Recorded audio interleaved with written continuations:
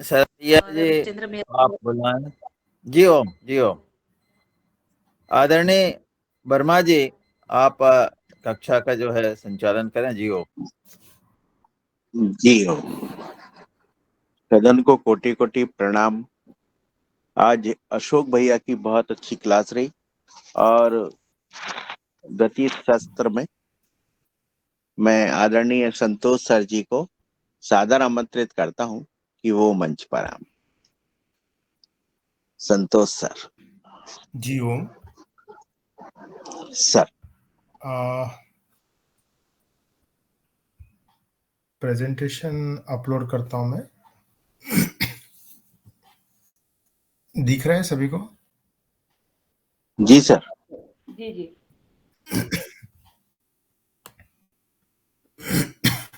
जैसे हमने पिछली कक्षा में देखा था कि ये जो नया साल 1 जनवरी, तो आज से हम लोग ये जो कक्षा होगी टोटल रिपीटेशन होने वाले हैं और मुख्य जो विषय है कि किसानों की प्रयोगशाला, और इस प्रयोगशाला के माध्यम से हम लोग केमिकल्स का जो उपयोग होता है खेती में, और उसमें मुख्यतः केमिकल फर्टिलाइजर्स और केमिकल पेस्टिसाइड, इन दोनों चीज़ों की वजह से जो दिक्कतें आज ग्लोबली आ रही है उसे कैसा कम किया जाए, किसानों की जो हालत है उस बारे में भी हम लोग आज चर्चा करने वाले हैं, और आने वाले समय में इन सब चीज़ों पर डिटेल में डिस्कशंस होंगे और इसको अल्टरनेटिव्स क्या है, पर्याय क्या हो सकते हैं, नेचुरल फर्टिलाइजर्स और नेचर बेस्ड जो चीज़ें हैं वह इसका एक पर्याय किस तरह से हो सकता है, उस बारे में भी हम लोग आने वाले समय में चर्चा करने वाले हैं। लेकिन जैसा यह जो फार्मर्स लेबोरेटरी का कंसेप्ट है, वह कंसेप्ट 2019 से आज तक ये चलते आ रहा है और आने वाले समय में भी यह बड़े पैमाने पे अलग अलग जगह पर ये शुरू होगा। और शुरुआती दौर में हम लोगों ने महाराष्ट्र का जो वाशिम जिला है वहाँ से इस कंसेप्ट का स्टार्टिंग किया, और जो कंसेप्ट 4 किसानों ने स्टार्ट किया, आज अराउंड 10,000 से 15,000 के बीच में किसान इस कंसेप्ट के ऊपर काम कर रहे हैं।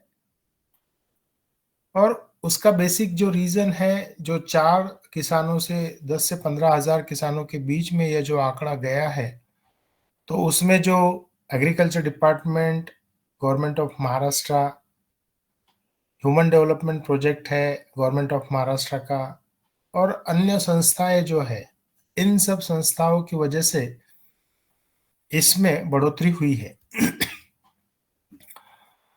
और ये कंसेप्ट शुरू करने के पीछे जो बेसिक रीजंस थे, उसमें सबसे बड़ा जो दिक्कत का विषय है कि आज की किसानों की और खेती की जो परिस्थितियां है उसके बारे में महाराष्ट्र इकोनॉमिक काउंसिल का एक रिपोर्ट आया था लास्ट ईयर 2023 में, और उस रिपोर्ट के बेसिस पर कुछ चीजें जो सामने आई।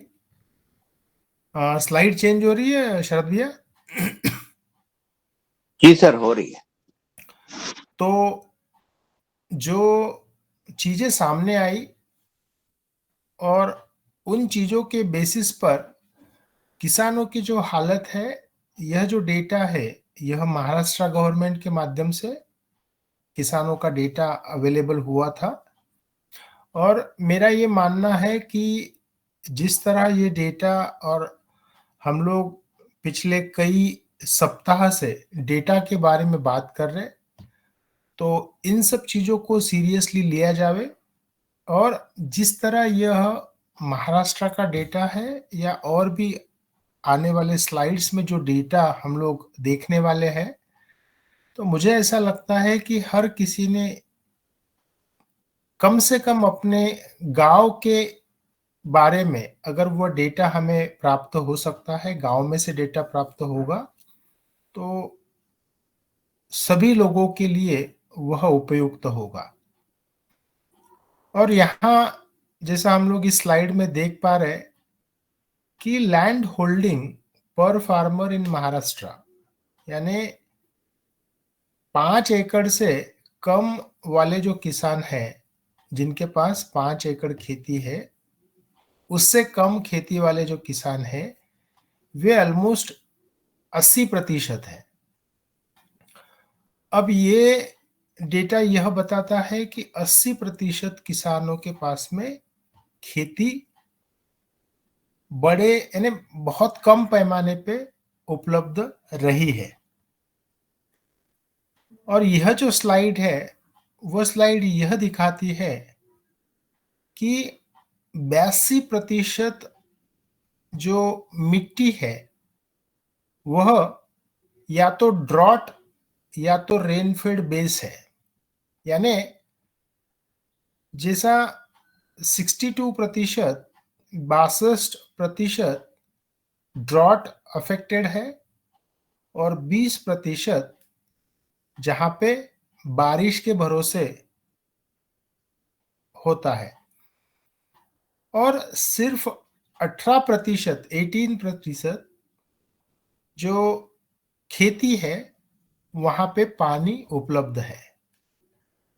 तो जैसा पहला स्लाइड में हम लोगों ने देखा है कि 80% किसानों के पास में खेती कम है, और 80% खेती या 82% खेती यह जिसका कोई भरोसा नहीं है, और ये भगवान भरोसे जैसा हम लोग कहते हैं, वह खेती की परिस्थिति है। और इसमें अगर कुछ चीज ऐड की जाए कि यह तो हो गया कि खेती कम है, उसमें भी भगवान भरोसे खेती बहुत बड़े पैमाने पे है। उसके अलावा जो प्रॉब्लम्स पिछले 20 सालों में जो सामने आई है, उनमें सबसे बड़े जो प्रॉब्लम सामने आए हैं, वो है कॉस्ट ऑफ एग्री इनपुट। यानी जो खेती में लगने वाले जो पेस्टिसाइड है, फर्टिलाइजर्स है, बीज है, इसकी जो कॉस्ट है, ये ड्रास्टिकली इंक्रीज हुई है। और सबसे बड़ी बात जो अभी सामने आ रही है कि कोई भी खेती करना नहीं चाहता है। जो मैन पावर कॉस्ट है, वो कॉस्ट ड्रास्टिकली बढ़ा है उस वजह से। और तीसरा जो सबसे बड़ा प्रॉब्लम, यह सब जगह हो रहा है ड्यू टू ग्लोबल वार्मिंग। लेकिन अब नया एक वर्ड यूज होता है। अभी तक हम लोग कहते थे ग्लोबल वार्मिंग, लेकिन एक नया वर्ड अभी सामने आ रहा है, ग्लोबल बॉइलिंग। और उस वजह से बहुत सी जगह पे या तो हेवी रेनफॉल होता है, बहुत सी जगह पे ड्रॉट होता है, और कुछ कुछ जगह पर ओले पड़ते हैं, हेलस्टॉर्म होता है। और यह सब चीजें, जैसा हम लोग सिर्फ 40 साल पहले अगर जावे, 40-50 साल पहले, तो जो बारिश, जैसा बारिश का जो स्ट्रक्चर था, जो कई दिनों तक चलती थी, कई रातों तक चलती थी बारिश। लेकिन आज बारिश का टाइप भी ऐसा बदला है कि सिर्फ आधा घंटा या 1 घंटा बारिश होती है, लेकिन फ्लड का सिचुएशन क्रिएट कर देती है। और ये सारी जो चीजें हुई है ये कहीं ना कहीं मानव निर्मित है। और उससे बड़ा प्रॉब्लम कि खेती में फसल आने के बाद में भी उस फसल का हमें दाम मिलेगा, इसकी कोई गारंटी नहीं है। और इसका बेसिक रीजन यानी अगर ढूंढे तो बहुत से रीजन सामने आएंगे, पर मुझे ऐसा लगता है कि जैसा मैंने कहा कि हर गांव हर देहात से यह डेटा आना चाहिए कि फ्लक्चुएशन जो रेट में आता है उसका रीजन क्या है। बहुत से अलग अलग रीजन सामने आएंगे और उसका उपयोग हम सब किसानों के लिए ही होगा।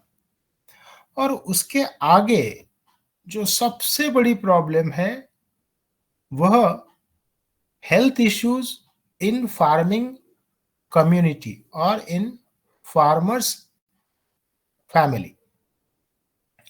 और उसका बेसिक रीजन ये है कि सबसे ज्यादा पेस्टिसाइड का एक्सपोजर किसे होता है, तो किसान या किसान की फैमिली या खेती में काम करने वाले लोग। क्योंकि जब हम लोग पेस्टिसाइड का यानी केमिकल पेस्टिसाइड का अगर हम लोग बोतल ओपन करते हैं तो अलग अलग माध्यम से यानी हवा के माध्यम से यह हमारे शरीर में जाता है। और उन सब चीजों की वजह से जैसा हमने लास्ट टाइम भी हेल्थ इश्यूज के बारे में बहुत सी चर्चा की कि जो बीमारियां हम लोग कभी सुनते नहीं थे आज हम वह यह सुनने लगे हैं। और अभी रिसेंटली कुछ ऐसे भी पब्लिकेशन आ रहे हैं कि पेस्टिसाइड का एक्सपोजर होता है और डिप्रेशन और फिर सुइसाइड इस तरह के प्रॉब्लम्स हमारे सामने आए हैं। एक्चुअली लास्ट वीक ही मैं जब विदर्भा वाशिम जिला में हम लोग ट्रेनिंग चल रहे थे तो कुछ किसान भाई जो वेजिटेबल ग्रोवर्स है यानी उस गांव में हमारे यहाँ वाशिम जिला में दो ऐसे गांव है कि जहां मेनली वेजिटेबल्स का प्रोडक्शन किया जाता है। और वहां की कुछ केस स्टडीज हम लोगों के सामने आई कि जो किसान chemical pesticide specific chemical pesticides का छिड़काव करते थे वे आज या तो कुछ बड़े सीरियस हेल्थ इश्यूज के वजह से प्रॉब्लम में है और कुछ कुछ किसान भाइयों की जिनकी उम्र 30 से 40 के बीच में थे उनकी डेथ हो चुकी है। और मेरा ये मानना है कि यह डेटा कभी भी ऑन पेपर नहीं आता है। तो ये सारी चीजें कहीं ना कहीं हमारे सामने आने वाले समय में बहुत बड़े प्रॉब्लम्स बन के खड़ी होगी। और उसी वजह से हमें आज से ही इन सब चीजों के ऊपर सोचना जरूरी है। हमारे आने वाली जनरेशन्स को इस बारे में अलर्ट करना जरूरी है। उसके बाद में जो प्रॉब्लम है यह सिर्फ गांव या देहात तक ही प्रॉब्लम नहीं है, यह प्रॉब्लम हर जगह है। एम्प्लॉयमेंट, आज रोजगार नहीं है। और अगर यहाँ उपस्थित सभी गणमान्य व्यक्तियों को मैं पूछूं कि हर किसी के अपने देहात की एवरेज इनकम, अगर हम लोग एक फैमिली है, एक फैमिली में अगर 5 लोग हैं तो हर किसी का इनकम कितना है, तो बहुत बड़ा सवाल इसमें खड़ा हो सकता है। और कुछ कुछ फैमिलीज ऐसी होती है कि एक बंदे के ऊपर पूरा फैमिली डिपेंड होता है। तो ये सारी चीजें सोचने जैसी है आने वाले समय में। और ये जो इनकम ऑफ फार्मर्स फैमिली है, स्पेसिफिकली इस रिपोर्ट में जो किसानों की जो इनकम दिखाई गई और वह इनकम जो खेती से आती है, यानी अगर हम सिर्फ खेती के बारे में इनकम देखें तो वह आज 30,000 से 50,000 के बीच में आ चुकी है। और हम लोग ये मान सकते हैं कि 30,000 या 50,000 की जो इनकम है वह सालाना इनकम है। तो 2,500 से 3,000 4,000 में एक किसानों का परिवार कैसे चल सकता है, कैसा सरवाइव कर सकता है, इस बारे में सोचना बहुत जरूरी है। और एक चीज जो सामने आई है, जैसा यहाँ पे हम लोग पिछले कई सप्ताह से एक चर्चा कर रहे हैं कि पेस्टिसाइड का सच में कितना उपयोग होता है, कितनी बार छिड़काव होता है, क्या डोजेस होती है। और मुझे ऐसा लगता है कि ये जो डेटा अभी ये पब्लिकेशन जो यहाँ सामने रखी है, इस पब्लिकेशन में यूरोप और अर्जेंटीना के जो फील्ड क्रॉप्स है उन देशों में जो पेस्टिसाइड यूज होते हैं उसका डाटा दिया है। यहाँ पे थोड़ा सा ये धुंधला सा दिखेगा, लेकिन अलग अलग जो फसलें यूरोप में ली जाती है उसमें मेनली जैसा एप्पल है यानी सेब है, ब्रोकोली है, फ्लावर है, केबेज है, चना है या अंगूर है, ऐसे बहुत से क्रॉप की लिस्ट यहाँ पे दी है। और अलग अलग जगह से ये डेटा लेने का कोशिश किया गया। अब मैं इसमें मोटा मोटा सा कुछ चीजें यहाँ पे आपके सामने रखना चाहता हूँ। पीपीटी स्टक है और ये नहीं चल रहा है। स्लाइड अब नहीं चल रही सर। नहीं चल रही है अभी। स्लाइड चेंज हो रही है। हाँ अभी हुआ सर, हो गया। ओके ठीक। यानी अब ये दिख रहा है ऑन फार्म सर भैया? जी सर ये दिख रहा है। एप्पल ऑन फार्म करके दिख रहा है, टेबल 2। टेबल 2 जी दिख रहा है। एप्पल टेबल 2 ब्रोकली दिख ये रहा लिखा है है, एप्पल 3/22। यस यस जी यस जी यस यस दिख रहा है। तो इस स्लाइड में यह दिखाया गया है कि जैसा एप्पल की खेती होती है हमारे यहाँ पे भी इंडिया में एप्पल की खेती बड़े पैमाने पे होती है। तो एप्पल की खेती में जैसा यहाँ उन्होंने दिखाया है कि 22 तरह के पेस्टिसाइड का उपयोग होता है, यानी अलग अलग 22 प्रकार के पेस्टिसाइड का उपयोग होता है। और एक जो चीज सामने आई है इस पब्लिकेशन में आप देख सकते हो कि प्रति Hector per hectare 121 kilo pesticide का उपयोग हो रहा है। 121 किलो पेस्टिसाइड पर हेक्टर। अगर यह डेटा अगर हम लोग देखें तो इतना बड़े पैमाने पे अगर ये पेस्टिसाइड का उपयोग होता है तो कहीं ना कहीं यह हमारे शरीर को दिक्कत जरूर करता है। और जैसा मैंने कहा है कि हमें अपने छोटे छोटे देहातों से यह डेटा अगर मिले और हर किसान से यह डेटा मिले तो जो किसी का माइक अगर ऑन है तो प्लीज ऑफ कीजिए। यानी अगर हम लोग देहात से हर किसान के पास से अगर ये डेटा मिले, और मेरा ये मानना है कि हर किसान की जरूरी नहीं है, हर गांव में से 2 या 4 किसान का भी डेटा मिल जाए तो कुछ ना कुछ इसमें से सामने आ सकता। और मेरा ये मानना है कि ये जरूरी इसलिए है क्योंकि अभी जो हेल्थ इश्यूज आ रहे हैं, मिट्टी जिस तरह से खराब हो रही है, पानी जिस तरह से खराब हो रहा है, उस बारे में भी हम लोग आने वाले स्लाइड्स में चर्चा करेंगे। और अगर आज ये चीजों पे ख्याल ना दिया जाए तो आने वाले समय में बहुत दिक्कत हो सकती है। और अभी स्लाइड चेंज हुआ है शरद भैया? नहीं अभी नहीं हुआ था।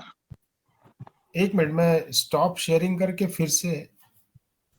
हरिवल्लभ जी आप अपना माइक बंद करें। अब हुआ सर। अभी दिख रहा है नया स्लाइड? हाँ, नया दिख रहा है। अभी, और यह स्लाइड में रखने के पीछे एक रीजन है, या यह पब्लिकेशन के बारे में रखने के पीछे एक रीजन यह है कि 2009 से 2018 तक मैं यूरोप एक्सपोर्ट में कुछ काम करता था। इंडिया से जो भी फसलें, मेनली अंगूर है, अनार है, तो इनका जो एक्सपोर्ट होता था उसके बारे में मैं देखता था। और वो चीजें सामने आती थी कि यूरोपियन जो यूनियन है, यानी यूरोपियन जो देश है, वे पेस्टिसाइड अगर थोड़ा भी कम ज्यादा हो जाए तो वे एक्सेप्ट नहीं करते थे। और 2010 की एक स्टोरी है जो मैं आप सभी के सामने रखना चाहता हूं कि 2010 में जो इंडिया से अंगूर का एक्सपोर्ट हुआ था, 95% किसानों का अंगूर रिजेक्ट हो गया।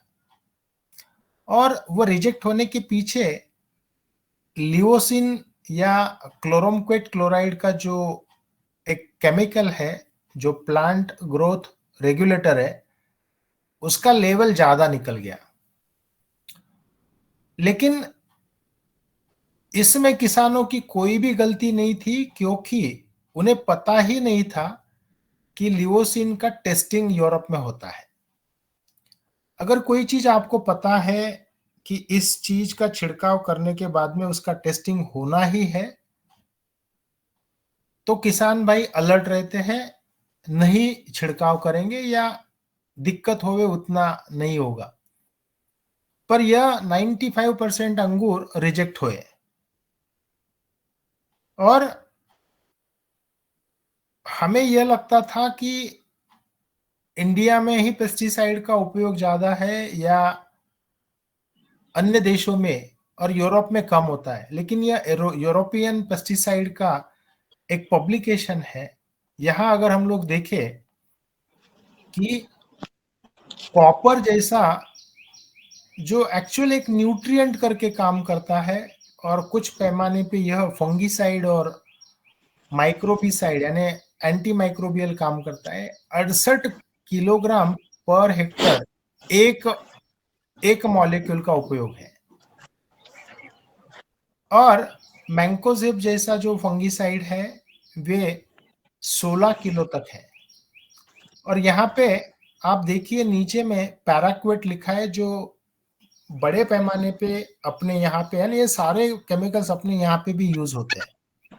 और स्पेसिफिकली मैं पैराक्वेट का एग्जांपल इसलिए दे रहा हूँ क्योंकि हमारे यहाँ जो नर्मदापुरम के पास में जो मूंग की फसल होती है, उस फसल में वो फसल सुखाने के लिए पैराक्वेट का उपयोग किया जाता है। और ग्लायोफोसेट का उपयोग हर जगह पे होता है। इंडिया में हर जगह पे ग्लायोफोसेट के बगैर खेती होती ही नहीं है। और उस ग्लायोफोसेट का डोज भी 10 किलो प्रति हेक्टर यहाँ दिखाया गया है। और ये जो डोसेस है, यानी यह डोसेस यहाँ पे जो रख रहे हैं वह किलो में है, और नैनोग्राम में यह हमें दिक्कत करता है। यानी हम लोग सोच सकते हैं कि इतने बड़े पैमाने पे उपयोग हो रहा है, और उसकी जो दिक्कत है वो बहुत छोटे पैमाने पे होती है। और उस वजह से यह हमें इसका डेटा रखना बहुत जरूरी है। और यहाँ जो यह जो इस पब्लिकेशन में दिया है कि हर फसल में कितने अलग अलग तरह के पेस्टिसाइड कितना क्वांटिटी में यूज होता है, यह चीज अगर हम लोग हमारी रखें तो यह हमारे लिए एक फायदामंद हो सकती है। और इन सब चीजों की वजह से ही यह किसानों की प्रयोगशाला, यह कंसेप्ट हम लोगों ने शुरू किया। स्लाइड चेंज हुआ है शरद भैया? नहीं हुआ सर। हाँ जी, अब हो गया सर। ओके, कुछ दिक्कत कर रहा है, ठीक है। मैं एक्चुअली इसको इसी मोड पे रखता हूँ। तो यह जो, एक मिनट,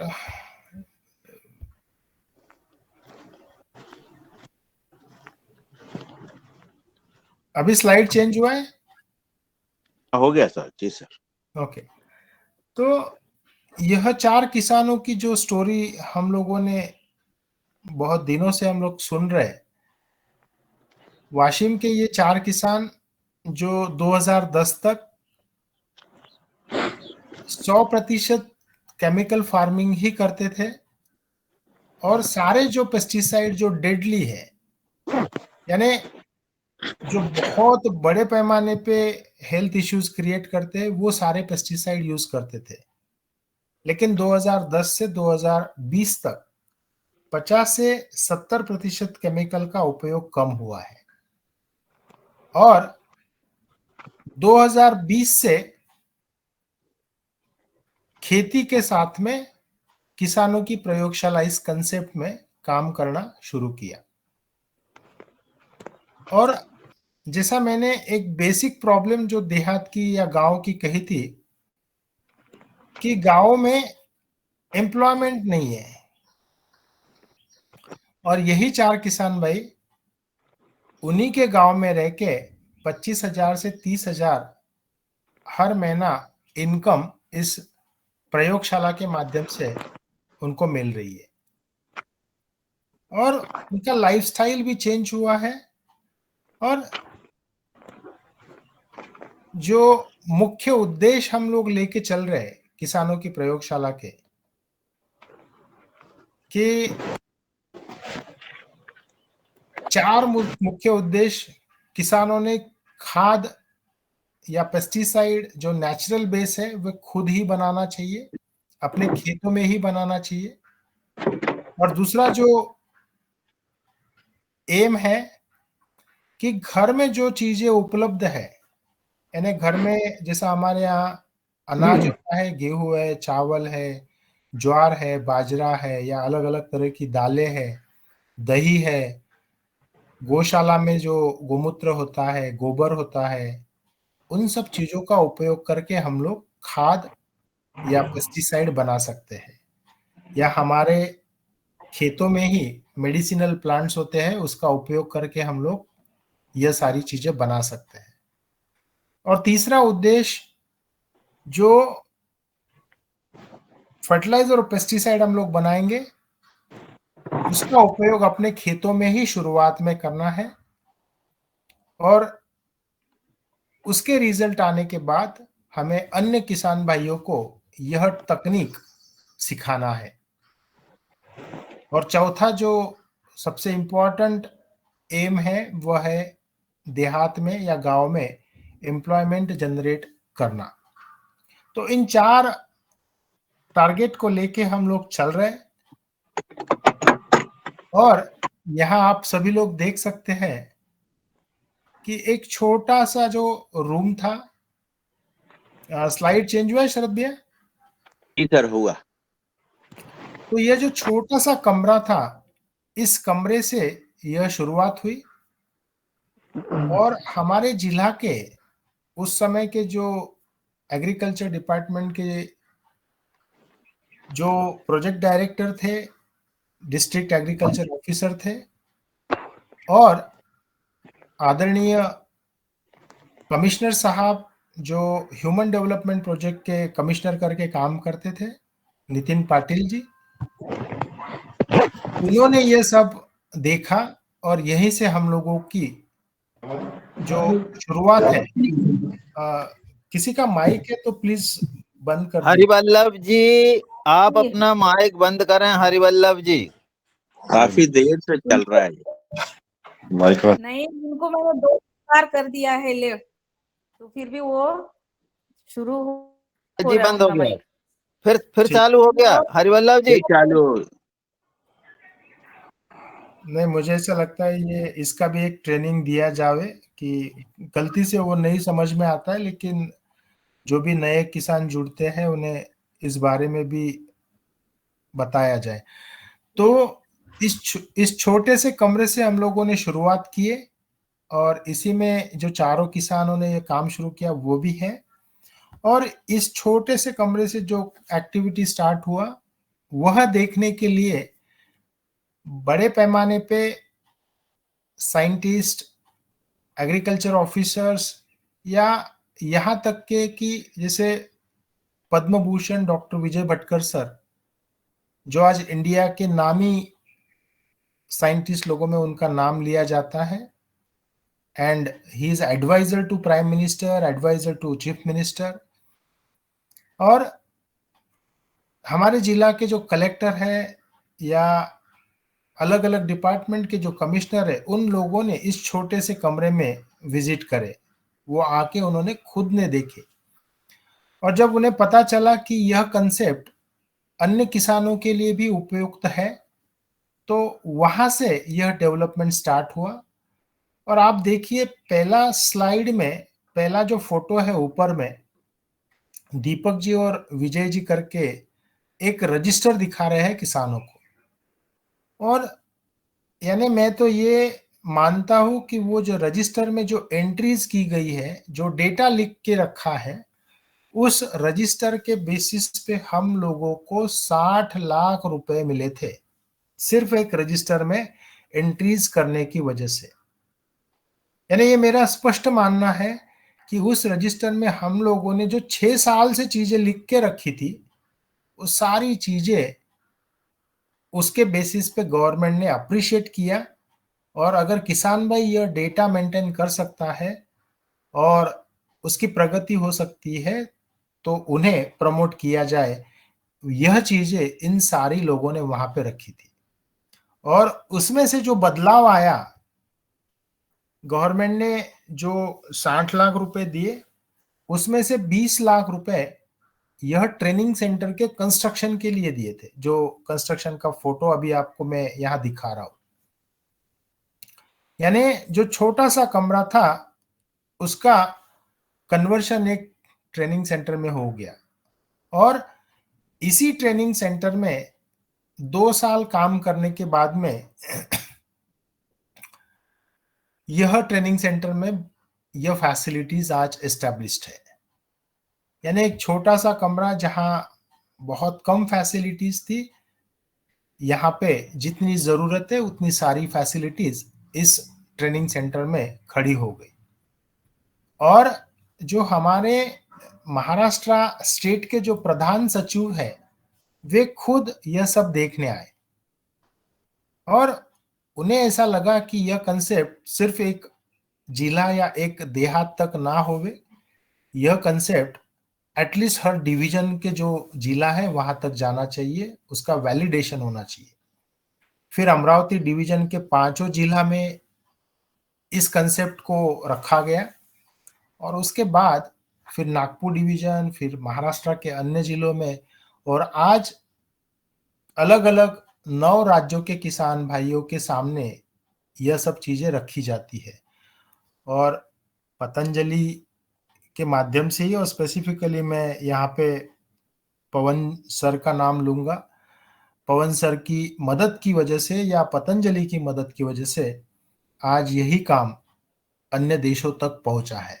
नाइजीरिया, जर्मनी, अलग अलग देशों के लोगों तक इस कंसेप्ट का एक प्रचार हुआ है। और मुझे ऐसा लगता है कि यह हर किसान और एम्प्लॉयमेंट के लिए यह कंसेप्ट बहुत जरूरी है। और जो जैसे यहाँ हम लोग देखते हैं कि 2020 और 2024 में क्या फर्क हुआ है। स्लाइड चेंज हुई शरद भैया? जी सर। यानी 2020 का कमरा देखिए और 2024 का कमरा, और जैसा जब भी प्रशासन इन सब चीजों में ध्यान देता है तो बड़ा चेंज आता है। और मुझे ऐसा लगता है कि अगर गवर्नमेंट इन सब चीजों में ध्यान देगी और हम लोग उस पे अमल करें, उतने ही तत्परता से हम लोग काम करें, तो यह जो चेंज यहाँ पे एक छोटे कमरे का एक ट्रेनिंग सेंटर में हुआ है वह देखने को मिलता है। और यानी जो छोटा कमरा था वहां से ट्रेनिंग सेंटर, और उसके बाद में ये नया जो नीचे वाला जो फोटो है यह डेवलपमेंट है। और मुझे ऐसा लगता है कि यह डेवलपमेंट के पीछे जो 5-6 साल की जो मेहनत है उस वजह से उस गांव का जो एक स्ट्रक्चर है वो चेंज हुआ है। जो गांव की सोच थी वह सोच चेंज हुई है। और सबसे बड़ी बात जो फर्स्ट टाइम इस गांव में होने वाला है, एक पीबीआर एनालिसिस करके होता है कि उस गांव की जो भी पुरानी चीजें हैं, जो पिछले 100 साल से या पिछले 50-60 सालों से जो अच्छी चीजें हैं, उसका एनालिसिस करने का गवर्नमेंट ने निर्णय लिया है। और इसके माध्यम से बहुत सी चीजें सामने आएगी, यानी पीपल्स बायोडायवर्सिटी रिपोर्ट, यह इस मार्च महीने में करने का चल रहा है। और उसके लिए गवर्नमेंट ऑफ इंडिया का टीम इस गांव में आएगा और 3 दिनों तक उस गांव में एक मिनी कॉन्फ्रेंस जैसा होने वाला है, या तो फरवरी के एंड में या तो मार्च महीना में। और गांव में अलग अलग तरह के पशु है, अलग अलग तरह के पंछी है, मिट्टी के अलग अलग टाइप, पानी के जो स्रोत है, लोगों का खान पान 3 से 4 पीढ़ियों से कैसा था, उन सारे चीजों पे चर्चा होगी। और सबसे नयापन जो होगा वह है कि इस गांव की मिट्टी की जो माइक्रोबियल डाइवर्सिटी है उस पर काम होने वाला है। और मुझे ऐसा लगता है कि यह चीजें अगर हर देहात में होवे, हर गांव में होवे, तो गांव में बदलाव आने को समय नहीं लगेगा।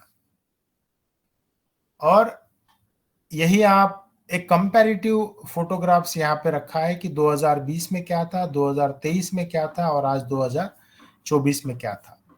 यानी हम लोगों ने 1 लाख रुपए लागत से, यानी हर किसान ने 16,000 रुपए जमा किए थे। 6 किसानों के 96,000 रुपए से जो काम शुरू हुआ 2024 में, आप लोग समझ सकते हो कि यह काम कहां से कहां तक पहुंच गया है। और जो स्पेसिफिक दिक्कतें हैं उसके बारे में अगर हम लोग बात करें कि जिन केमिकल के वजह से हमारा डेली लाइफ डिस्टर्ब हुआ है, पानी खराब हुआ है, मिट्टी खराब हुई है, और पानी और मिट्टी खराब होने की वजह से हवा प्रदूषित हुई है। यानी हम लोग दिल्ली की न्यूज हर विंटर में सुनते हैं कि दिल्ली का पोल्यूशन बढ़ा है, यहाँ महाराष्ट्र में मुंबई और पुणे का पोल्यूशन बढ़ा है। और उसी तरह जो मेट्रो सिटीज है जहाँ पे पॉपुलेशन बहुत ज्यादा पैमाने पे है, उन सब जगह पे हेल्थ इश्यूज आज बड़े बड़े प्रॉब्लम्स बन रहे हैं। और अगर हम लोग पब्लिकेशंस देखें, यानी जैसा हम लोग हमारे इंडिया में गंगा नदी, यह जो है उसका पोल्यूशन का लेवल, यानी सिर्फ गंगा नदी ही नहीं तो दुनिया की 15 जो मुख्य नदियां हैं, उन नदी में नाइट्रोजन और फास्फोरस का पोल्यूशन का लेवल चेक किया गया। और ये जो डेटा है ये साइंटिफिकली पब्लिश्ड है। और दिक्कत की बात यह है कि जो 15 नदियों का टेस्टिंग हुआ, उन सब में सबसे ज्यादा पोल्यूशन गंगा नदी में निकला है।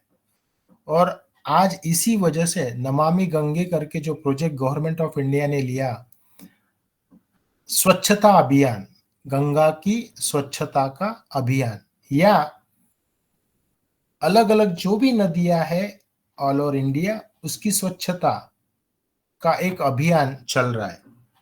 और सबसे पहले 2014 में जो काम शुरू हुआ वह स्वच्छता से शुरू हुआ, और उसके पीछे यही रीजन थे। और यहाँ पे अगर डेटा की बात करें तो नाइट्रोजन की लेवल नदी के पानी में 1 ppm से ज्यादा ना होवे, लेकिन वह 3.79 ppm तक चला गया था। और कब? 2000 में, यानी आज के 24 साल पहले यह परिस्थितियां थी। और उस समय इस पब्लिकेशन में लिखा गया है कि यह पानी पीने योग्य नहीं है।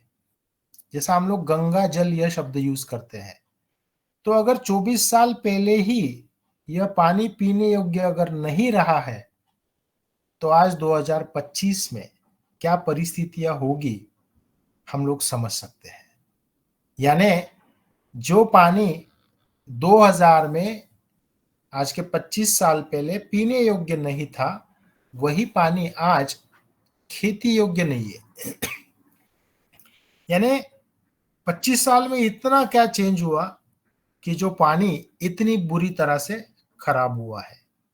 और मुझे ऐसा लगता है कि हमें सभी को इस बारे में सोचना बहुत जरूरी है। यह एक रिसेंट पब्लिकेशन है, इसके पीछे एक ही रीजन है, अर्बनाइजेशन। हर किसी को लगता है कि मैं मेट्रो सिटी में जाके रहूं और वहां की जिंदगी बहुत अच्छी है। हर किसी को लगता है कि गांव में कुछ नहीं है, हमें शहर में जाना चाहिए। और इस पब्लिकेशन में स्पष्टता से दिया है कि पॉपुलेशन बढ़ने की वजह से जो प्रॉब्लम्स होती है, वो प्रॉब्लम्स आने वाले समय में हमारे हेल्थ के रिलेटेड जो इश्यूज है और भी बढ़ोतरी करेगा। और जो सस्टेनेबल डेवलपमेंट के जो गोल है, यानी ग्लोबल गोल्स है, उसमें बहुत बड़े पैमाने पे दिक्कतें आने वाली है।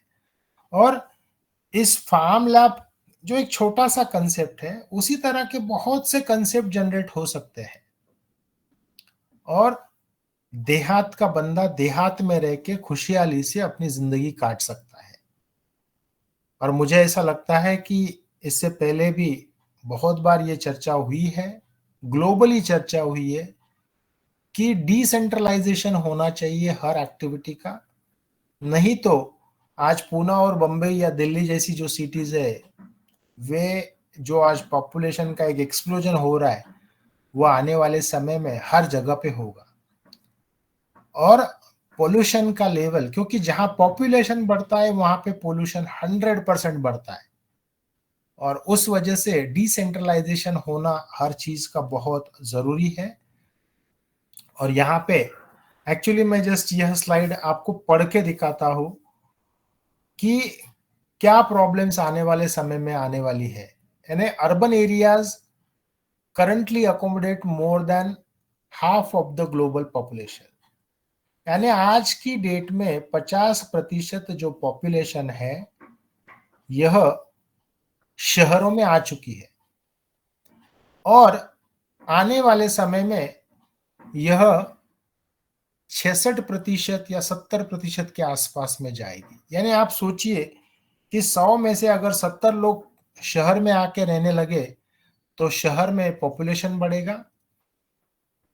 और rapid urbanization creates opportunity for economic development. हमें ऐसा लगता है कि हमें पैसा मिलेगा, but it increases competition for water for city and agriculture. और more urban waste is likely to result contamination of water. यानी जितना भी वेस्टेज है, आज क्या होता है कि हमारे शहर में जितना कचरा जमा होता है, वह सारा आज प्रॉब्लम्स क्रिएट कर रहा है। और आने वाले समय में हम इन सब चीजों पे डिटेल में डिस्कशन करेंगे। पर मेरा ये मानना है कि हमें देहात पर, गांव पर फोकस करना जरूरी है और वहीं रह के खुशहाली से जिंदगी काटना जरूरी है। जी ओम, धन्यवाद। जी सर, बहुत अच्छा और बहुत महत्वपूर्ण जानकारियां हमें मिल रही हैं और हम भी जेबी की तरफ काफी बढ़ रहे हैं। जी, अब मैं पवन सर जी को सादर आमंत्रित करता हूं कि पवन सर जी आप। जी धन्यवाद शरद जी, बहुत सुंदर आज की वार्ता। डॉक्टर चौहान ने रिवीजन कराया है, रिपीट कराई है क्योंकि कई सारी चीजें जो कि क्योंकि ये बहुत जरूरी है कि हम इन चीजों को बार बार सुने, इनको समझें, अनुसरण करें और इस पर अपना चिंतन करें। आने वाले 10-12 दिन के बाद, 2 हफ्ते के बाद जो ट्रेनिंग का कार्यक्रम शुरू होने वाला है, उसके लिए भी मेरा अनुरोध है सभी सदस्यों से, क्योंकि काफी लोग अब इसमें जा रहे हैं पहले प्रशिक्षण में और दूसरे प्रशिक्षण में। जितने भी लोग जा रहे हैं उसके विषय पर मेरे रमेश चंद्र मेहरा जी से और शरद वर्मा जी से विशेषकर अनुरोध है कि सारे सदस्य जो जा रहे हैं, और उसमें से अगर कोई ऐसे सदस्य हैं जो नियमित रूप से हमारे डॉक्टर चौहान के सेशंस में पार्टिसिपेट नहीं किया है, तो वो कृपया करके पुराने जितने भी लेक्चर्स अभी तक के डॉक्टर चौहान के हुए हैं उनके सारे वीडियोस को वो जरूर देख लें, जिससे कि हमारी जो क्वालिटी ऑफ इंटरेक्शन है उस समय उसमें हमें जीरो से स्टार्ट नहीं करना। हम बहुत सारे साथियों ने नियमित रूप से सारे सेशंस सुने हुए हैं, लेकिन कुछ हो सकता है कि अगर नियमित नहीं रहे हैं तो वो अपनी पूरी तैयारी कर करके वहां पर आए, जिससे हम सब लोग एक मिनिमम लेवल पर आ जाएं। और अगर संभव हुआ तो डॉक्टर चौहान एक टेस्ट भी ले लें सभी का, जिससे कि एक एंट्री पर हमारी क्या लेवल है उसको एक अंडरस्टैंड कर लें। और मैं टेस्ट वैसे कह रहा हूँ, मतलब जरूरी नहीं कि टेस्ट ही लें, हमें एग्जाम में नहीं बैठना है, लेकिन सब तैयारी जरूर कर लें। तो इस विषय पर हम आएंगे तो कम से कम सब लोगों की एक कॉमन समझ के साथ हम अपनी वार्ताओं को और ज्यादा मेच्योरिटी के साथ आगे लेकर के चलेंगे, जिस और हमारा समय का सदुपयोग भी इसमें हो जाए। तो इस तरह से हम काम करते हुए जो फार्म लैब का कॉन्सेप्ट है, जिसमें इतनी मेहनत हुई है पिछले 6 महीने से लगातार डॉक्टर चौहान हमारे साथ लगे हुए हैं, प्रति प्रति सप्ताह लगे हुए हैं, तभी इस कॉन्सेप्ट को हम धरातल पर और अच्छी तरह से विदाउट मतलब सक्सेस रेट को 100% ले जाते हुए जितने लोग आए कम से कम वो लोग अपने वहां पर वापस जा करके सफलतापूर्वक फार्म लैब को स्थापित कर पाए। इस उद्देश्य के साथ मैं ये सब चीजों को की बातचीत कर रहा हूँ। तो हम अपनी तैयारी कर लें, अभी ये 2 हफ्ते का समय है, 2 हफ्ते में सब लोग अपने पुराने जो है रिवीजन कर लें, जिससे कि हम पूरी बिल्कुल एडवांस लेवल पर। मैंने डॉक्टर चौहान आपके साथ एक इमेज शेयर की थी, मुझे कहीं से मिली थी, एक ट्राइकोडर्मा की एक बहुत ही क्लोजअप माइक्रोबियल उसकी पॉपुलेशंस की इमेज थी। अगर आप वो अगर सही है, मैं पुष्टिकरण के लिए भी भेजा था कि मैंने कहीं पर देखी तो मैंने उसको तुरंत ले लिया। तो अगर उसको आने वाले समय पर आप भी दिखाइए कि एक्चुअली ये ट्राइकोडर्मा दिखता कैसा है सूक्ष्म रूप से, तो ऐसा करते हुए हम आगे अपनी कार्रवाई करते हैं। मैं डॉक्टर चौहान से उस विषय पर भी रिक्वेस्ट करना चाहूंगा। हाँ, एक्चुअली जो आपने इमेज शेयर की थी वह स्कैनिंग इलेक्ट्रॉन माइक्रोग्राफ में उस तरह से वो ट्राइकोडर्मा दिखता है। और वह इमेज एक्चुअली क्या होता है कि यह जो इमेज है वह एडिटेड इमेज है, ऐसा है। एक्चुअल जो फैक्चुअल जो स्कैनिंग इलेक्ट्रॉन में दिखना चाहिए उस तरह नहीं। जैसे हम लोग कंप्यूटर पे जो एक कलाकारी करते हैं उस तरह का इमेज है। तो इसका एक ओरिजिनल इमेज जो स्कैनिंग में दिखता है, मैं आने वाले समय में जो पब्लिकेशन के माध्यम से आई है, जो साइंटिफिक इमेज है, वह इमेज आप सभी के सामने रखूंगा, क्योंकि ये कंप्यूटराइज्ड है और इसमें और साइंटिफिक में जो डिफरेंस है वह भी मैं दिखाने का कोशिश करूंगा सर। जरूर जरूर, धन्यवाद डॉक्टर चौहान। मैं इसीलिए आपको वो इमेज भेजी, जिससे कि क्योंकि कई बार नेट में हमें चीजें मिलती हैं और मुझे लगा ये तो बहुत परफेक्ट है, और ऐसा परफेक्शन तो प्रकृति में होता भी है लेकिन नहीं भी होता है। तो मुझे जरा सी डाउट था और इसलिए मैंने ये प्रश्न भी किया। तो इस विषय पर जब हम कोई भी चीज को हम देख लेते हैं तो देखते हैं तो उसके बारे में हम अच्छी तरह से और अच्छी तरह से हमारी विश्वास और उसके प्रति हम समझ हमारी विकसित हो जाती है। आपका बहुत बहुत धन्यवाद। बहुत सारे विषय पर आज आपने चर्चा की। मैं आशा करता हूँ कि आने वाले दिनों पर हम इसी तरह से आपके सेशंस को अगर हम रिवाइज कर लेते हैं तो हम और एडवांस लेवल पर अपने जो गतिविधियां जो कार्य कर रहे हैं उस पर हम निश्चित रूप से वार्ता कर पाएंगे और चीजों को धरातल पर आगे ले जाएंगे। जी आपका बहुत बहुत धन्यवाद। नमस्कार। बहुत अच्छा सर, और बहुत अच्छा आपसे मार्गदर्शन प्राप्त होता है।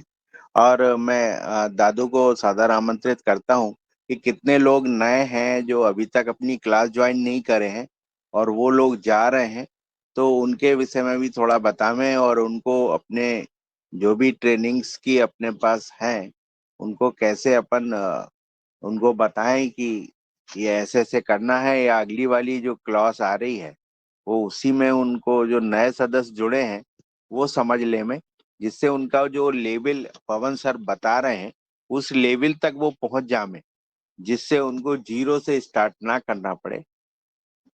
दादू सादर। जी ओम, सदन को नमन।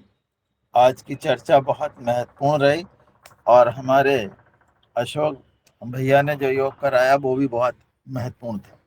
और निश्चित रूप से अशोक भैया ने जो प्रगति की है उसी तरह से प्रगति हमारे संतोष सर ने भी की है कि वहाँ जहाँ से हम शुरू होते हैं, निश्चित रूप से यदि अभ्यास करते हैं, नियमित आगे बढ़ते हैं तो उसमें सफलता तो मिलती है। और यही हमने आज महसूस किया है। दूसरी बात, सर पवन सर ने जो बात कही है, तो मैंने पिछले बार ये प्रयास किया कि भाई जो वीडियो यदि हमें मिल जाते हैं तो मैं इन लोगों के पास भेज दूं, तो परंतु वो सीरीज जो है वो हमें मिल नहीं पाए। तो आदरणीय पवन सर जी से निवेदन है कि वो सीरीज जो है वो उपलब्ध करा दें, तो मैं सारे लोगों के पास उस सीरीज को भेज दूंगा। दो वीडियो हमें मिले थे जो आदरणीय रंजना जी ने मुझे पहुंचाए थे कि लोगों के पास उनको भेजो, तो मैंने उनको पहुंचा दिए। तो सबसे महत्वपूर्ण बात ये है जी महाराज जी, जी। जो हमारा योगाहार का जो YouTube चैनल है, उस YouTube चैनल को अगर खोलेंगे उसमें आपको प्लेलिस्ट करके एक दिखाई देगा। दिनेश सेमवाल जी और ये अगर हैं रंजना जी, कृपया वो प्लेलिस्ट जो डॉक्टर चौहान के नाम से ही क्रिएट की गई है, जिसमें अभी तक के 15, 20, 25 जितने भी वीडियोस हैं सारे उसमें रखे हुए हैं, वो सारे के सारे ऑनलाइन उपलब्ध हैं यूट्यूब में। आपको योगाहार का चैनल खोलना है, अभी खोल लीजिएगा, और उसमें से प्लेलिस्ट में doctor sessions by doctor Chauhan करके अलग से क्रिएटेड है, तो उसको देख करके उसका रिवीजन आसानी से हो सकता है। कुछ कहीं से भेजने की जरूरत ही नहीं है। सर उसका जी, लिंक सर अभी मैं वही कोशिश करता हूँ कि मैं भी भेज। हाँ वही सर, रंजना जी से मैंने कहा भी था तो उन्होंने दो अलग अलग भेजे थे, ऐसा पूरी सीरीज नहीं भेजी। तो वो दो मैंने लोगों के पास पहुंचा है, और लोगों की डिमांड भी थी कि भाई ये सीरीज यदि पूरी हमें उपलब्ध हो जाए तो हम उसको देख लेंगे। तो निश्चित रूप से आपने जो अभी बताया कि योगाहार में वो है, तो उसको निकाल करके और मैं पहुंचाऊंगा। और आज भी हमारे कुछ नए सदस्य जो है वो जुड़े हैं, कुछ पुराने नहीं जुड़ पाए, कुछ नए सदस्य जुड़े हैं और वो इस बात को सुन रहे हैं, तो वो भी योगाहार के माध्यम से। और जिन लोगों ने हमें एक दूसरे से जोड़ने का प्रयास किया है वो लोग भी कृपया कर इसमें जो है जुड़े, ऐसा मेरा आग्रह है। मैंने अभी फोन करके लोगों को बताया भी, पर बहुत सारे लोगों के फोन जो है बंद मिले। तो और वसुंधरा में मैंने ये सूचना डाली भी है, लिंक भी डाली है। और मैं आदरणीय संतोष सर से निवेदन करना चाहता हूँ कि मैंने वसुंधरा में एक ट्राइकोडर्मा के संबंध में 3-4 फोटोएं डाली है, उनको देख करके वो बताएं कि उनके कलर अलग अलग है तो वो क्यों है। जियो ये मैंने लिंक चैट बॉक्स में शेयर कर लिया है। डॉक्टर चौहान के नाम का जो चैनल है, हमारे सभी साथियों से अनुरोध है कृपया उसको सेव कर लें, लाइक कर लें, सब्सक्राइब कर लें, जिससे आपके पास वो निरंतर मिलते रहेगा। जी धन्यवाद। दादू एक्चुअली जो वसुंधरा का है मैं आपको देख के उसी ग्रुप पे डाल देता हूँ। मैंने एक्चुअली नहीं देखा है वो, तो मैं देख के उसके बारे में कमेंट उस चैट बॉक्स में डाल दूंगा। जी जी जी जी जियो जियो। लेकिन मेरा ये मानना है दादू, और इवन जो भी सारे पार्टिसिपेंट वहां आने वाले हैं। मुझे ऐसा लगता है कि हम लोग जिस डेटा की बात कर रहे थे, कम से कम हर किसान भाई अपना खुद का डेटा आते समय अगर लेके आवे, और अगर उसमें अगर कंपाइल्ड डेटा अगर हम लोग कर सके, क्योंकि आज 5 तारीख है या 4 तारीख है और अभी हमारे पास में 10 दिनों से 15 दिनों का समय है, तो वहां पे इस सभी विषयों पे चर्चा होगी। और मुझे ऐसा लगता है कि यह अपने जिंदगी से रिलेटेड क्वेश्चन है, तो इसे थोड़ा सा सीरियसली लिया जाए। और एटलीस्ट जो आने वाले हैं, अगर वे अपनी खेती खुद करते हैं तो उन्हें यह डेटा लाना और लिखना बहुत ज़रूरी है। और उसमें से बहुत सी चीज़ों पे चर्चा भी होगी। और हम लोग एक चीज़ और भी कर रहे हैं कि आप जब सभी लोग आओगे, आने वाले हो, उसी समय महाराष्ट्र से जो कुछ इम्पोर्टेंट किसान भाई है जो इस एक्टिविटी में काम कर रहे, उनका भी आपके साथ में एक जैसा एक डिस्कशन का प्लानिंग किया है। और कुछ जो अथॉरिटीज है जो हमारे जिला से या और भी जगह से, होपफुली वे लोग भी आने वाले हैं। तो मुझे ऐसा लगता है कि ये एक अच्छा गैदरिंग होने वाला है। और उस समय जैसा अभी पवन जी ने जो कहा है, पवन सर ने जो कहा है कि हम प्रिपरेशन करके जावे, और वहां आने के बाद ऐसा ना हुए कि ये पहली बार हम लोग देख रहे, पहली बार सुन रहे। तो अगर प्रिपरेशन रहेगी तो मुझे ऐसा लगता है कि हर किसी के लिए वह बेनिफिशियल होगा, ताकि उनसे भी हम लोग कुछ सीख सके। जियो जी, मैं ये सूचना लोगों तक पहुंचा दूंगा और निश्चित रूप से सब लोग अपने अपने डेटा लेकर के आएंगे। ऐसे ही हम उनसे बोलेंगे ही और वो लेकर के आएंगे। और सर, जो दूसरी बात पवन सर जी ने जो कहा है कि निश्चित रूप से एक 20 एक प्रश्न का एक बना लें कि भाई पहले क्या स्थिति है, बाद में क्या स्थिति हुई, तो कम से कम हम लोग अपना मूल्यांकन स्वयं कर पाएंगे कि हम जब पहले आए थे तो कितना सीखे थे और अब हम जब जा रहे हैं तो कितना सीखे हैं। इसके आधार पर हमारा मूल्यांकन भी होगा और हम अपने आप की समीक्षा कर पाएंगे। तो ये भी आप निश्चित करें सर। जी हो। और बाकी के सारे प्रयास हम कर रहे हैं कि सारे लोग जो हैं वो तैयारी से आए। जी हो। ये बहुत अच्छा और बहुत महत्वपूर्ण चर्चा है। और एक नया योगाहार का जो अध्याय है लिखा जाना है और वो लिखाएगा। और जेबी के प्रति जो रुझान है वो जिले में, जो आज से हमने 1 साल पहले जब ट्रेनिंग ली थी उस समय कुछ अलग था और अब अलग है। ये जिले के अंदर जो विस्तार हो रहा है ये योगाहार की वजह है। और जगह जगह जो हम लोगों जो ट्रेनिंग्स हो रही हैं तो उन लोगों में भी हम लोग जैविक के विषय में पूरी चर्चा कर रहे हैं। अभी हमारे यहाँ पे लगभग 50 स्टूडेंट जो कि एग्रीकल्चर की दुकान खोलते हैं तो उनकी ट्रेनिंग होती है। तो उसी में उन्होंने एक जैविक का भी ट्रेनिंग रख दिया है, जो कि कल मेरे निवास पर आए थे और उन्होंने सारी चीजें देखी कि कैसे छोटी लैब अगर वो डेवलप करना चाहें तो कर सकते हैं। उसमें से भी एक जो पार्टिसिपेट कर रहे हैं वो भी चल रहे हैं अपने साथ। ऐसा दादू के पास शायद उन्होंने अपना नाम पंजीयन कराया है। तो इसकी जो है महत्ता बढ़ते जा रही है और मुझे लगता है कि आने वाला जो भविष्य है वो इसमें बहुत मील का पत्थर ये साबित होगा कि हम लोगों का जो जैविक जो योगाहार है वो इस पे बहुत असर करेगा। अब मैं, अगर कोई हैंड रेज है, किसी की कोई समस्या हो जी जी तो जी अपना। जी ओम।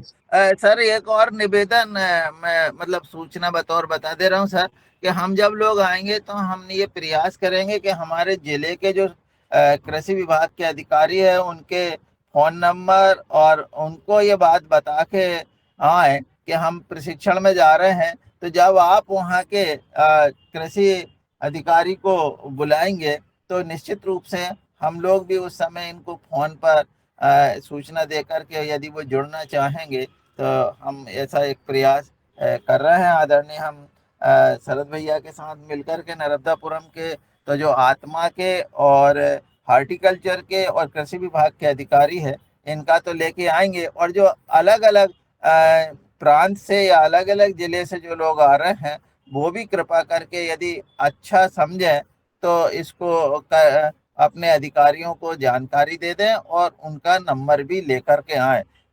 ये ठीक रहेगा सर? हाँ चलेगा। और एक चीज और इसमें हम लोग एक करना चाह रहे हैं कि जो जैसा नाइजीरिया और जर्मनी से भी जो काम जो शुरू हुआ है, तो मैं ये सोच रहा था कि उसी समय जैसा जितने भी लोग इस एक्टिविटी से जुड़े हैं तो ऑनलाइन के माध्यम से उनको भी एक आधे घंटे के सेशन के लिए जोड़ा जाए। और हमारे वहाँ पे ही जैसा हमारे जिले में एक एग्रीकल्चर कॉलेज है, उसके मैनेजमेंट अथॉरिटी भी और कुछ स्टूडेंट्स भी उस समय वहाँ आने वाले हैं। तो मुझे ऐसा लगता है कि हम लोग एक साथ अगर जुड़ेंगे ऑनलाइन ऑफलाइन तो बहुत सी चर्चा होगी और बहुत सी चीजें सामने आएगी। जी हो सर। जी सर, जी हो, जी हो। बहुत अच्छा सर। सर इसमें एक चीज और आ रही है कि जो लोग जैसे जैविक पे खेती करते हैं और जो केमिकल से करते हैं, तो उनकी मिट्टी परीक्षण में कैसे पता चले कि वो जैविक कर रहे हैं और जो केमिकल कर रहे हैं, तो वो केमिकल जमीन में जो मिट्टी परीक्षण होता है उसमें कैसे टेस्ट होता है सर कि ये जैविक पे खेती हो रही है और ये केमिकल पे हो रही है? शरद भैया, एक्चुअली ये तो सबसे बड़ी दिक्कत है कि अगर प्रॉपरली सारा टेस्टिंग करा है तो इसका खर्चा बहुत बड़े पैमाने पे होता है। और मेरा ये मानना है कि किसान भाई अपना अगर डेटा खुद लिख के रखे तो ये सारी चीजें सामने पक्का आ सकती है, क्योंकि हमें पता होता है कि हमने 1 बोरी डाले या 2 बोरी डाले, और एटलीस्ट उसके बेसिस पे हम लोग कुछ ना कुछ कंक्लूड कर पाएंगे। और रही बात जैसा सच में उसमें पेस्टिसाइड है या नहीं है, तो उसके कुछ सिंपल टेस्ट है, वो टेस्ट भी आने वाले समय में हम लोग समझ के लेंगे।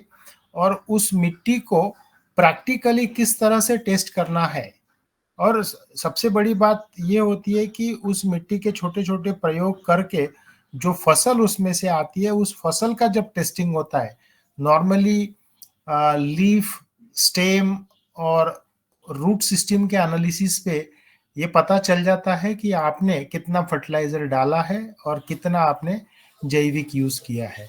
तो छोटी छोटी टेस्टें होती है, लेकिन उन सब टेस्टों का एक खर्चा होता है। नॉर्मली यह सब चीजें कॉस्टली अफेयर होता है, क्योंकि जैसा अगर मुझे एक पर्टिकुलर कुछ मॉलिक्यूल चेक करना है तो बहुत बड़े खर्चे हैं। तो आने वाले समय में गवर्नमेंटल सिस्टम के माध्यम से इस पे भी काम करने का हम लोगों ने ठाना है। और पूना में जो नेशनल केमिकल लेबोरेटरी है, वो उन्होंने इस बारे में मदद करने का एक वर्बल अप्रूवल दिया है। पवन जी। जी धन्यवाद डॉक्टर चौहान। शरद जी का जो प्रश्न है वो बहुत सारे किसानों का है जो जैविक खेती कर रहे हैं, केमिकल से परहेज करना चाहते हैं कि पता कैसे लगेगा। और डॉक्टर चौहान ने बिल्कुल सही बताया कि ये जो टेस्ट्स हैं ये आसान नहीं है, कॉम्प्लिकेटेड है, महंगे हैं और एक आम किसान के पहुंच से बाहर है। आम क्या, बड़े किसान के पहुंच से भी बाहर है, क्योंकि अगर उसमें खर्चा आप स्वयं अगर करते हैं तो बिल्कुल भी आपका मतलब संभव नहीं है कि हम उसको सही तरह से नाप सकें। इसलिए ज़रूरत है कि हम ऐसे टेस्ट विकसित हों जो कि सरल हों, सिंपल हों और उसमें ज़्यादा लागत नहीं लगे। उसमें डॉक्टर चौहान का ये भी कहना है कि हम पहले अपना तो डाटा निकालें कि हमने कितना उसमें केमिकल डाला है, और उसके आधार पर कुछ दिन पहले जो डॉक्टर चौहान ने डिटेलिंग की थी माइक्रोग्राम्स में, नैनोग्राम्स में, कितने मॉलिक्यूल्स वहां पर आ गए हैं और कितना वहां पर हो रहा है, तो उस कैलकुलेशंस को अगर हम रिविजिट करते हैं, उसको पुनः उस रिकॉर्डिंग को सुनते हैं, तो हमें उसमें क्लैरिटी मिलेगी कि हमारी जमीन में कितना माइक्रोग्राम या नैनोग्राम्स में मॉलिक्यूल्स उपलब्ध है। इसके साथ ही जो बाकी और जो तत्व हैं वो अगर हम कॉमन सेंस के दृष्टिकोण से देखें, क्योंकि अगर हम लिटरेचर का रिव्यू करते हैं, और मैंने किया है इसको जब मैंने ये सॉइल वाला काम शुरू किया, मैंने जिंदगी में अभी 3 साल पहले ही ये सॉइल के ऊपर काम करना जब शुरू किया है, तो मैंने उसके बहुत सारे टेस्ट देखे कि मिट्टी का हम परीक्षण कैसे करें। तो बहुत सारे टेस्ट हैं, सोफिस्टिकेटेड टेस्ट हैं, लेकिन ये सब लैब आधारित हैं, मतलब खर्चे वाले आधारित हैं, और उसका आम किसान को लाभ नहीं मिल पाता है। तो इसलिए हम उसका सरलीकरण करना है। सरलीकरण करने के लिए मैंने जो तरीका अपनाया था, जो आपके साथ पूर्व में भी शेयर किया है, वो ये है कि इसको इतना आसान बनाएं, इतना सरल बनाएं कि कोई भी इसका उपयोग कर सकता है। तो उस चरण पर जो सांप सीढ़ी की कड़ी थी, उस पर बनाया, और उसमें हमने मिट्टी के फिजिकल, केमिकल, बायोलॉजिकल तीनों प्रॉपर्टीज को लेने का प्रयास किया है। और कुछ जगह पर इसका जो लोग इच्छुक थे, उन्होंने इसका उपयोग करना शुरू किया। कल ही मेरे पास एक स्कूल है जो हमारे भारतीय शिक्षा बोर्ड से सम्मिलित हुआ है हमारे साथ, तो उसके स्टूडेंट्स, उसके टीचर्स, उसके प्रबंधक, सब लोग आकर के उन्होंने इस चीज को समझा। उसको अपने वहां पर बच्चों को हमने ट्रेनिंग दी, और बच्चे जो क्लास 7, 8, 9, 10 के बच्चे हैं, वो धीरे धीरे अपने खेत में, अपने घर में जा करके जब उसकी वो टेस्टिंग कर लेंगे, तो कम से कम सॉइल के बारे में तो हमें जानकारी वो स्वयं जुटाएंगे। और उन्होंने ये तय किया कि उसको वो नियमित रूप से करेंगे। उसको एक बार नहीं करना है, केवल लेक्चर आधारित नहीं है, केवल वो प्रैक्टिस करेंगे। इसलिए आपके स्कूल के टीचर्स को भी इसमें सम्मिलित होकर के इस चीज को वो आसानी से स्वयं उसको रिपीट जब करेंगे, तो धीरे धीरे उसमें आपको अपने खेत के बारे में पता लग जाएगा।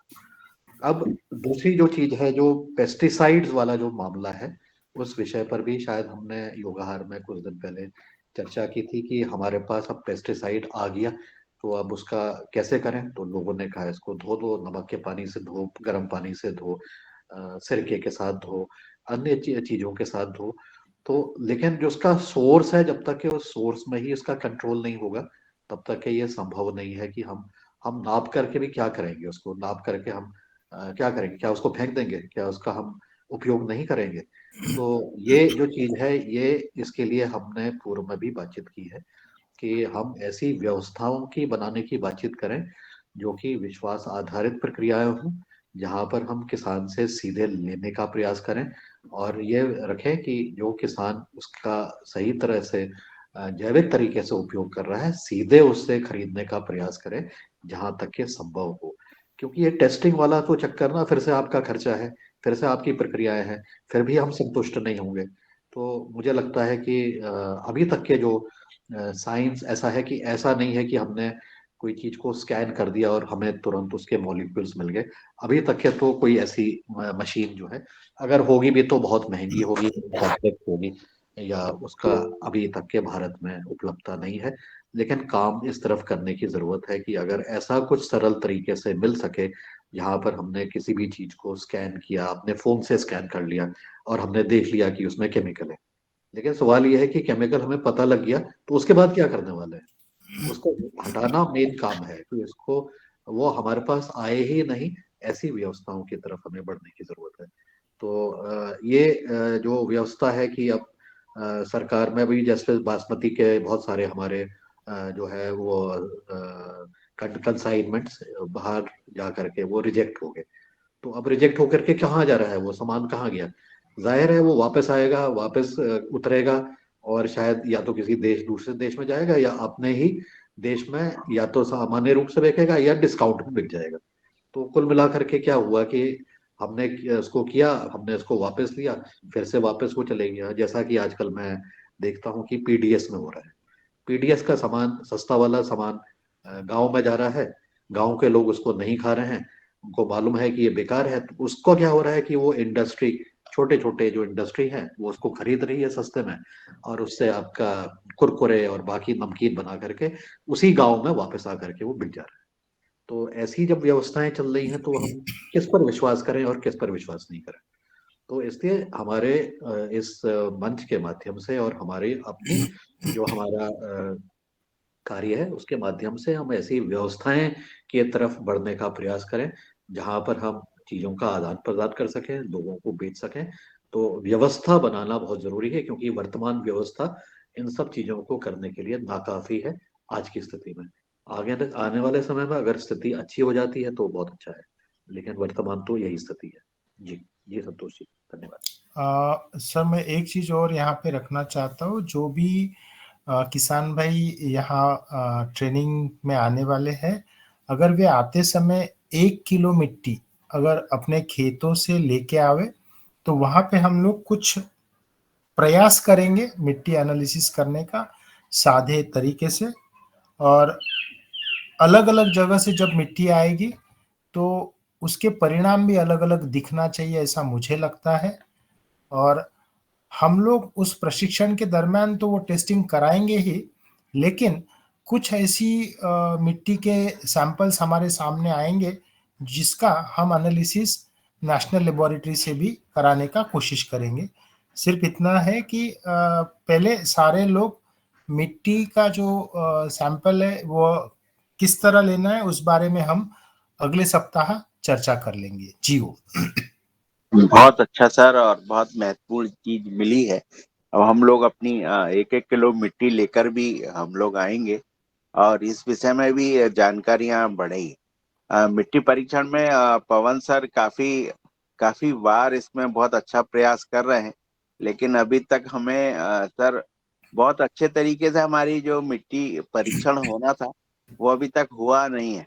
पहले भी सर 1-2 बार किट भी आई है यहाँ पे, लेकिन वो शायद जुड़ता नहीं है वहाँ पे कंप्यूटर से, या क्या प्रॉब्लम्स आती हैं, तो वो मिट्टी परीक्षण सर अभी तक सही ढंग से हो नहीं पाए और उनके जो रिजल्ट्स आने थे वो नहीं मिल पाए।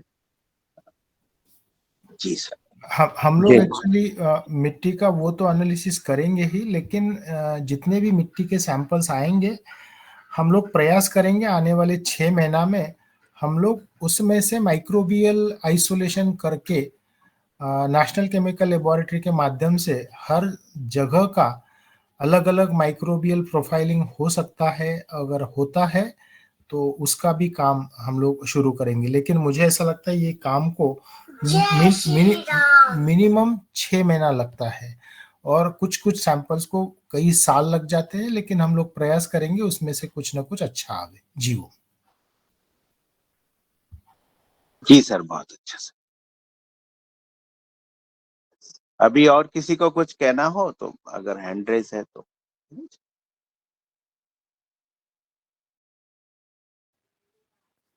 जो है साहब, वो हमको सीबीड और मीडिया की डिमांड थी। कल वर्मा जी के हाथ में कुछ लिक्विड भी लेके आया हूँ। हाँ सर, ये कल सर इनको मीडिया और वो चाहिए है, तो वो दादू हमारे आप लिखा देंगे, या अगर आप ट्रेनिंग चल रहे हैं ना जी तो जी जी वहां से आपको मीडिया और वो मिल जाएगा। जी संतोष सर मिल जाएगा ना वहां से इन लोगों हाँ को? हाँ, लेकिन अगर पहले अगर कुछ सूचना मिल जाए तो रेडी रहेगा और मिल जाएगा सर। जी सर, जी सर। जी। तो हम लोग एक लिस्ट बना लेंगे अभी दादू के साथ मिलके कि हाँ किसको क्या चीजें चाहिए है, तो वो लिस्ट हम अवगत करा देंगे, तो वो सभी चीजें मिल जाएंगी। 10 तारीख तक अगर आप सभी लोग ये चीजें भेजवा दे तो हम लोग प्रयास करेंगे कि सभी लोगों को सारी चीजें मिल जाए। जी सर, जी सर। तो आज आदरणीय कुछ हैंड रेज है सर, अभी समय यदि मिल जाता है तो बात कर लें क्या?